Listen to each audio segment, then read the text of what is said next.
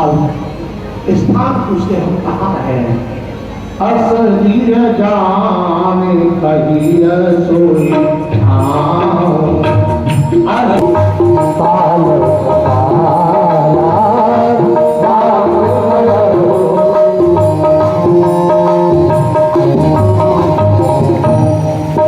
वाल्मीकि जी ने प्रभु को रहने के लिए 14 स्थान बताए। प्रभु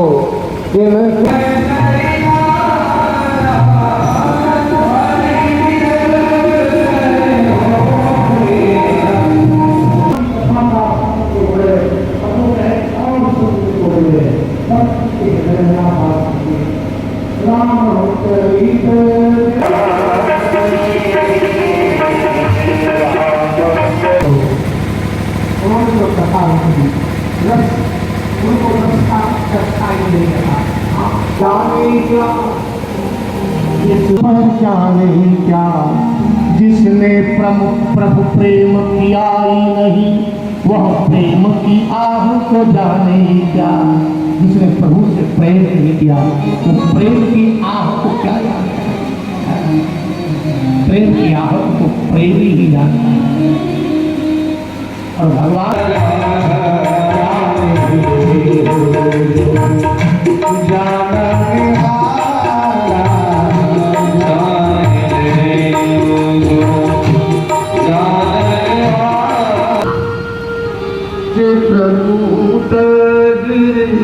कराहू निवास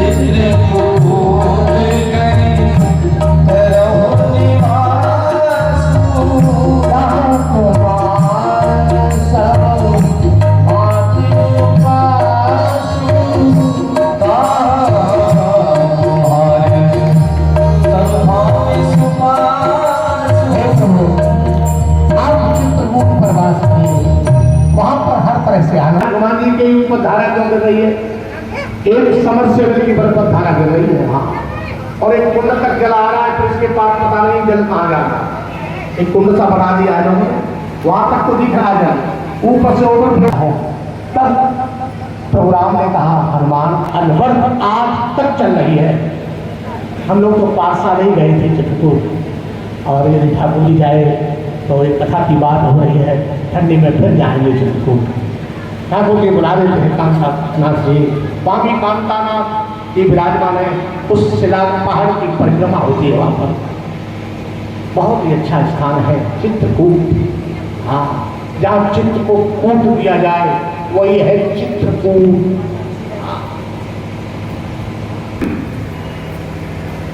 लौट करके आए हैं, सूर्य अस्त के समय पर अब अयोध्या में प्रवेश करते हैं।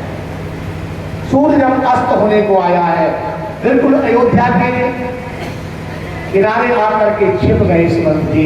बोले अंधेरे में जाऊंगा क्योंकि राम के बिना जा रहा हूं ना, राम मेरे साथ में नहीं है। लोग पूछेंगे सुमंत तुम तो बहुत बुद्धिमान मंत्री थे, क्या राम को तुम नहीं ला पाए हैं? किन को क्या जवाब होगा? आज अंधेरा हुआ है, प्रवेश करते हैं। कभी कभी दुखी हो जाते हैं, कौशल्या पूछेगी राम कहाँ है, मेरा राम कहाँ है सुमंत? जनक नंदिनी सीता कहाँ? वो पूछेगी मेरी बेटी लखन कहाँ? तुम क्यों आए लेकर के आते? क्या कहा है राम? मैं क्या कहूँ?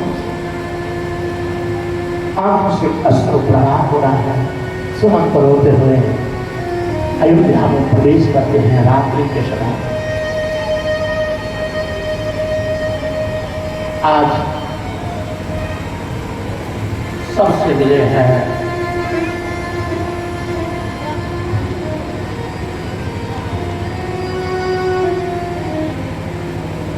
विकल भय निवास भवन भयंकर नारकी मानव प्रीत निवास।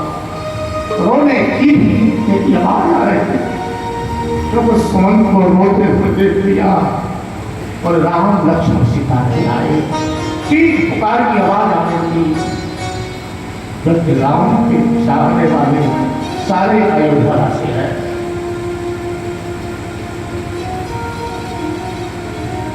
आज महाराज जमीन पर पड़े हैं, आंख से सुप्रभात हो रहा है। रो रहे राम लक्ष्मण मैंने कहा सुमंत, हे सुमंत मुझे वही ले चलो क्या राम लक्ष्मण मैंने दे सकते हैं। सुनो फिर नृपति कहूँ सुमंत कहूँ राम। राम कहाँ है सुमंत बताओ कहाँ छिपे है राम, वही मुझे ले चलो ना। राम सिर पहुंचा नायक चाप चलन प्राण सत्य भाव। नहीं तो मेरे प्राण मानना चाहते हैं, मैं सत्य सत्य कह रहा हूं।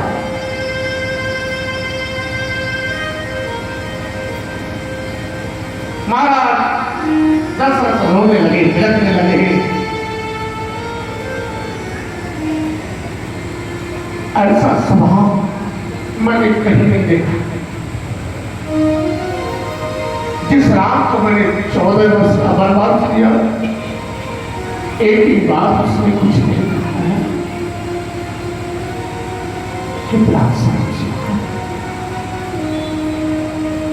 आज याद करने लगी सुमंत कहाँ है राम, मुझे दिखाओ ना कहाँ है राम।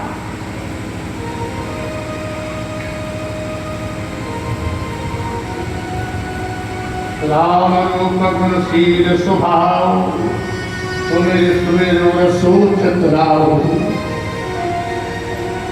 राम के बारे में सोचते हैं कितना शील स्वभाव होगा, जिसको मैंने 14 वर्ष का राज दिया, एक शब्द नहीं कुछ बोला, कितना शील है राम। और मैं कितना निष्ठुर हूं, जिसको मैंने राज्य की घोषणा की और उसके राज्य की तो घोषणा नहीं कर पाया, राज्य को तो मैं दे नहीं पाया और वनवास से दे दिया। ऐसे राजा की तो देह त्याग हो जाना चाहिए, परंतु पता नहीं ये प्राण किस आस के लिए जी रखे हैं। तो सुत बिछुड़त गए न प्राणा, वो पापी बड़ मोहि समाना। अरे पुत्र के विछोह में मेरे प्राण नहीं रहे, मेरे समान पापी अयोध्या में कौन होगा। कर विलाप सब रो वही रानी, महाविपत्ति खिन जाई बखानी। बड़ी ही विपत्ति है आज अयोध्या में, महाविलाप हो रहा है। सुन विलाप दुख हो दुख नागा, धीरज हो कर धीरज भागा। बड़े बड़े धैर्य रखने वाले हृदय पिघल गया, सब रो रहे हैं। आज अयोध्या में रोने की आवाज आ रही है। उसी समय कौशल्या के भवन में है महाराज दशरथ एकदम से रोने लगे। अरे कौशल्या कौशल्या, मुझे कुछ दिख रहा है। क्या दिख रहा महाराज? मुझे अपनी मृत्यु दिख रही है। आपको याद मत करो, अंतिम समय है तुम्हारा प्रभु, आप राम की याद करो। तापस अंधर श्राप सुधि आई, तापस अंधर श्राप सुधि आई, कौन जय सब कथा सुनाई, कौन नहीं सब कथा सुनाई।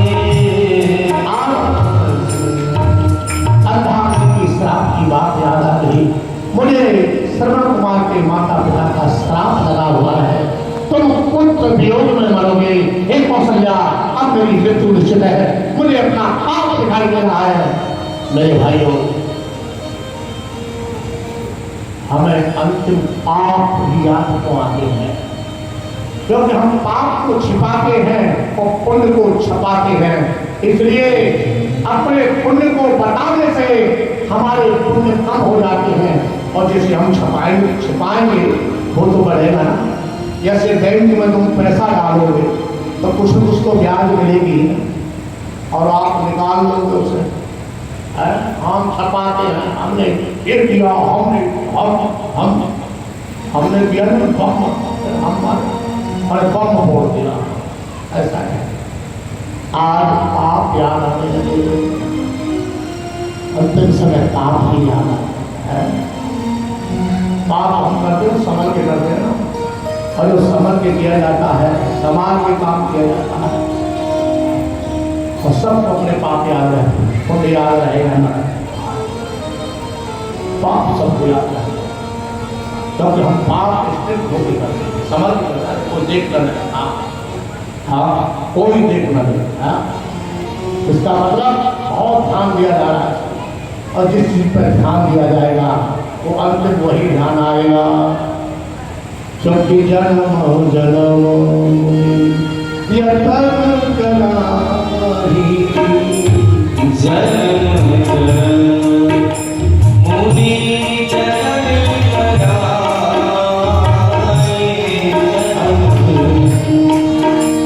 अंत राम कहे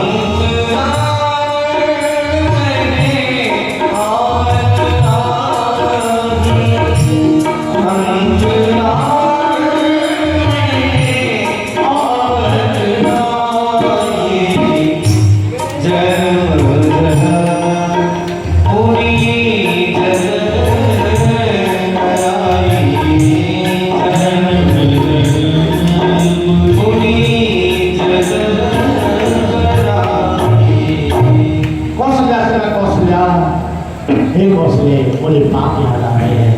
कौशल्या ने कहा प्रभु जो भी है, बोले नहीं नहीं, मेरा मृत्यु का समय आ गया, मुझे केवल वही पूरी घटना याद आ रही है, जिस समय वो रो रो करके विलक करके मुझसे कह रहे थे, हे महाराज दशरथ, तुमने हमारे पुत्र को निरपराध को मारा है, हम पुत्र वियोग में मर रहे हैं, तुम एक दिन तड़प करके विलक विलक करके मरोगे।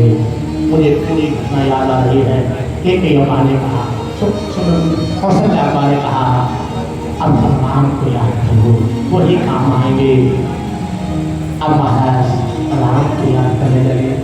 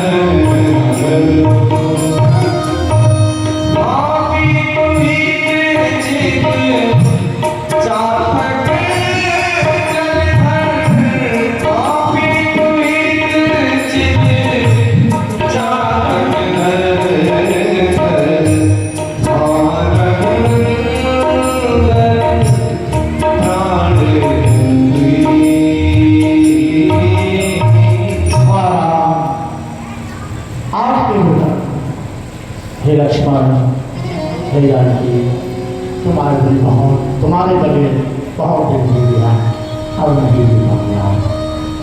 राम राम राम कहे राम, राम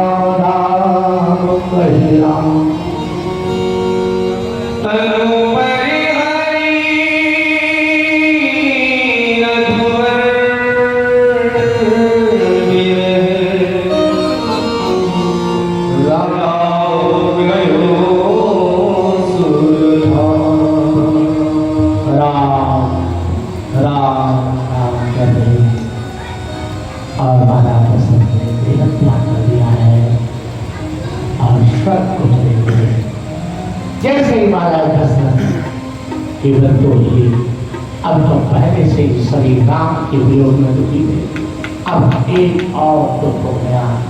महाराज चले गए, रानी बिलख बिलख कर रो रही है, सारी अबड़ में रोने चीखने की पुकार आ रही है। इधर में भी असुर है और भरत जी और शत्रुघ्न जी महाराज नंदहाल बन गए हुए हैं। वहां उनको असुर होने लगे। जिस दिन महाराज का देह त्याग हुआ है उनको वहां खबर पड़ गई, भरत जी को असुर होने लगे। समझ गए कोई अनहोनी हो गई, कोई नई घटना घट गई। रात्रि भर भगवान नाम का आश्रय लेंगे। प्रातः काल भगवान शिव का रुद्राभिषेक कराया है, ब्राह्मणों को दान दिया है कि अवर में सब लोग ठीक से रहें। मेरे भाई राम, मेरे सारे परिवार के ठीक से रहें। ये भरत का वैशिष्ट है, वह पता लग गया भरत को, तो भरत में और राम में कोई अंतर नहीं है। आज भरत जी रात पर बहुत रहे, बलते रहे। इधर में पहले इत्यादि में महाराज दशरथ का शरीर सुरक्षित रखा गया। जब थोड़ा सा धैर्य लोगों में आया तब महाराज वशिष्ठ जी ने कहा, अब इस समय एक ही उपाय है, भरत और शत्रुघ्न को नंदहाल से बुलाया जाए। आज दूतों को बुलाया और दूतों से कहा, तुम जाकर के भरत जी को बुला लाओ। दूतों ने कहा महाराज कि भरत जी जब पूछेंगे तो उन्हें क्या बताएं, तो बस और कुछ मत बता देना। यदि भरत जी को ये बता दिया राम को वनवास हो गया है 14 वर्ष का, तो भरत जी राम के विरोध में एक त्याग कर देंगे। बस केवल कहना क्या है कि गुरु जी ने तुम्हें बुलाया है, बस, और कोई समाचार ही नहीं कहना। आज दूत आए हैं और दूतों को देख करके आप अपना सुख भर लिया। दूतों से पूछा, भैया आप तो कैसे कैसे आए? बोले आपको अवश्य बुलावा आया। किसने बुलाया? बोले आप गुरु जी ने बुलाया। गुरु जी ने मुझे क्यों बुलाया? मैं कोई अयोध्या का राजा नहीं हूँ, अयोध्या का कोई युवराज नहीं हूँ, कोई मंत्री नहीं हूँ अयोध्या का, मुझे गुरु जी ने क्यों बुलाया?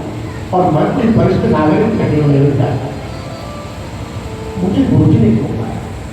बस समझ गए, इसका मतलब हमारे पिता नहीं रहे दुनिया में, और भैया राम भी इस समय अयोध्या में नहीं है। उनसे बार बार पूछ रहे हैं, क्यों हमारे पिता ठीक से है क्या?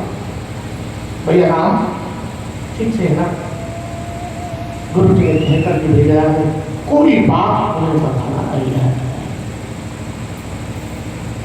आज भगवान का स्मरण करके चले हैं, चले महेश मना, भगवान शिव को मना करके चल पड़े हैं। आज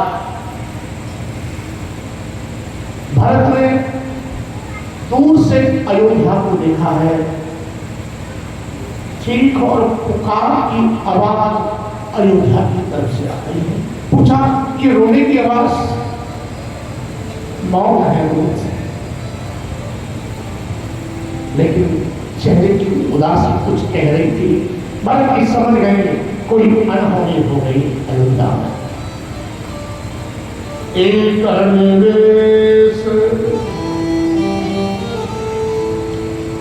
निवेश बरस समझाई, भरत नगर भरत ने जैसे नगर को देखा और जिस क्षण देखा कि भरत जी को मालूम नहीं लगा, ये क्षण मेरे लिए बहुत बड़ी अवधि हो गई। मानो दुख भरी आवाज सहन नहीं कर पा रहे भरत। असगुन हो नगर में खारा, रहे कुबानपुर एक खरारा। भरत जी को असगुन होते जा रहे हैं, है ना? सूला सुसुर होए भरत मनसूला। सिहार बोल रहे हैं, गधा जोर जोर से आवाज लगा रहे हैं, स्वान भी चिल्ला रहे हैं, मानो कोई असुर का प्रतीक है, मानो भरत को बहुत बड़ी पीड़ा हो रही है, हाय अवर में क्या हो गया, ऐसी आवाज तो मैंने कभी नहीं सुनी। नगर नार निपट दुखारी मनो समन संपत्तिहारी। सारे नगर के नरनारी दुखी हैं, मानो संपत्ति से हीन हो चुके हैं। भरत जी का हृदय कांपने लगा, हाथ ले मेरी नगर में क्या हो गया। भरत जी प्रवेश करते हैं, आज सारे बाजार बंद हैं, पूरी मार्केट बंद है महाराज, किसी के यहाँ पर कोई मंगल गीत नहीं, कोई उत्सव नहीं। हाय हमारी नगर में क्या हो गया, आए दिन उत्सव होते थे, सब जगह मंगल होते, मार्केट सारी बंद है, बाजार सारी बंद है। भरत जी ने विचार किया, कोई उत्तर नहीं दे रहा है और कोई भरत जी से बोलने को तैयार नहीं है। सबके मन में एक ही बात है, कहीं भरत की कोई चाल तो नहीं है। हाँ, क्योंकि अपने बेटा को तो ननिहाल में भेज दिया और केके ने ये चाल की है, शायद दोनों की चाल तो नहीं है। कोई भरत से बोलने को राजी नहीं है। भरत कहते रहे काम आता है। भरत जी ने विचार किया ये दूत नहीं बताएंगे और ये कह रहे गुरु जी ने बुलाया, गुरु जी भी तो ज्ञानी है, उनसे पूछ भी नहीं पाऊंगा। एक उपाय है, केके अम्बा के भवन में, हाँ वहीं पर सारे दिन राम रहते हैं और जहाँ राम रहते हैं वहीं पिताश्री रहते हैं। बस केके अम्बा के भवन में जाऊंगा, सारा हल निकल जाएगा, सारा रहस्य मुझे पता लग जाएगा कि अयोध्या में क्या हुआ है। आज केके अम्बा के भवन में गए हैं और देखिए यहाँ पर तो महाराज दशरथ की तो मृत्यु हो गई है और केके अम्बा को पता लगा कि मेरे भरत आ गए हैं। आज पूजा की थाली तैयार की है, देखिए और पूजा की थाली लेकर के अखबारी करने के लिए आई है और कुशल क्षण पूछती हैं, सब ठीक है नैयर में, मेरे मायके में ठीक है, तुम्हारे ननिहाल में सब ठीक से तो है।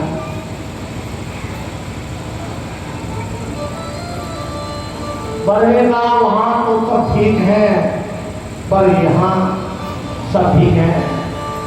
क्योंकि क्या कहती है, आत बात में सकल समाधि, आत बात में सकल समाधि, आत बात में।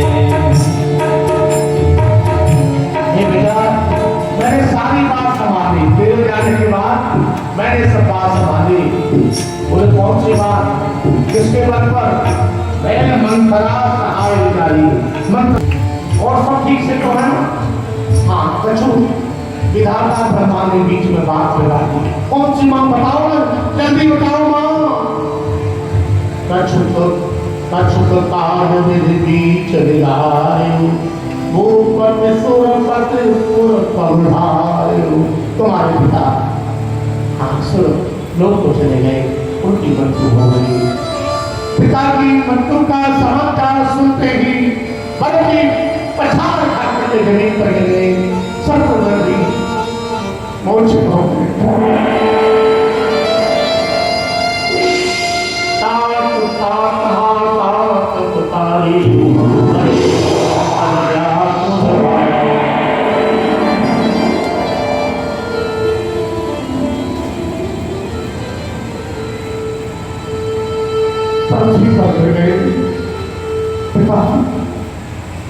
मैं तुम्हारी मृत्यु इसमें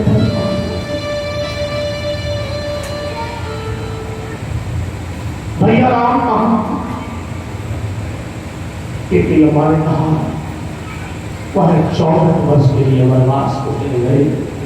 सारा विकास बता दिया, तुम्हारे पिता पर मेरी दो वचन, एक में तुमको राज्य और दूसरे में मैंने राम को वनवास नाम दिया है।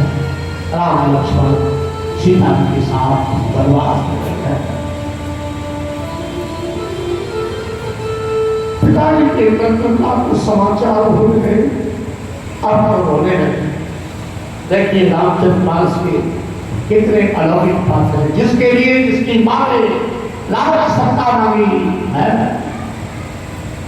लेकिन राज्य सरकार की बात को सुनते ही रोने लगे। माँ तुमने ये क्या किया? माँ चलतन देखन पाए कोई, तातन राम सौंपे कोई।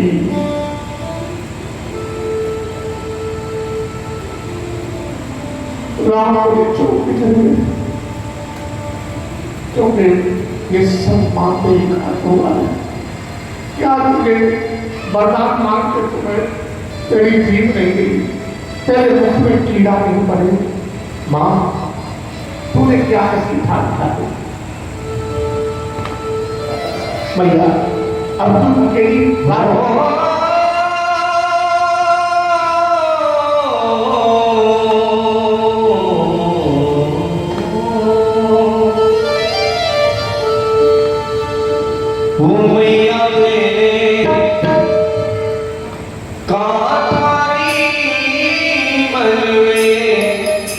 राम सिया भेज गए राम सिया भेज गए